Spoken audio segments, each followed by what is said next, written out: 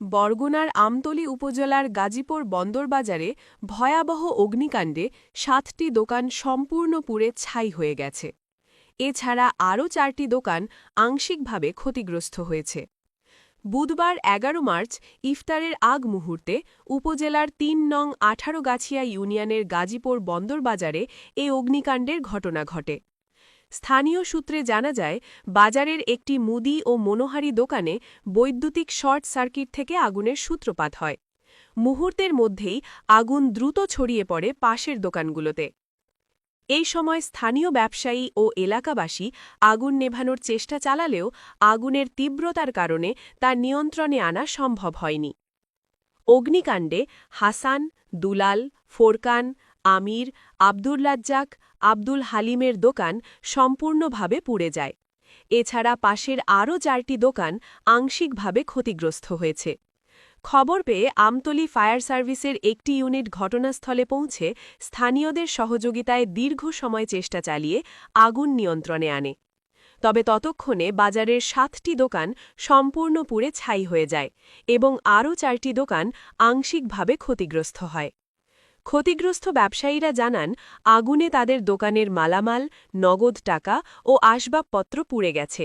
এতে প্রায় ১৪ লাখ টাকার ক্ষতিসাধন হয়েছে বলে প্রাথমিকভাবে ধারণা করা হচ্ছে। আমতলী ফায়ার সার্ভিসের ওয়্যারহাউস ইন্সপেক্টর মোহাম্মদ হানিফ জানান, খবর পেয়ে দ্রুত ঘটনাস্থলে গিয়ে স্থানীয়দের সহযোগিতায় আগুন নিয়ন্ত্রণে আনা হয়েছে। প্রাথমিকভাবে ধারণা করা হচ্ছে, বৈদ্যুতিক শর্ট সার্কিট থেকেই আগুনের সূত্রপাত হয়েছে।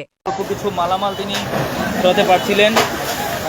আগুনের সূত্রপাত এখান থেকে না হলেও আশেপাশে কোনো একটা দোকান থেকে এখন পর্যন্ত শোনা যাচ্ছে। ফায়ার সার্ভিস এখনও তাদের তৎপরতা চালাচ্ছে। এখনও বিভিন্ন জায়গায় আগুনের ফুলকা রয়ে গেছে, সেখান থেকে যাতে পরবর্তীতে কোনো আগুনের সৃষ্টি না হয় সেজন্য ফায়ার সার্ভিস চেষ্টা চালাচ্ছে।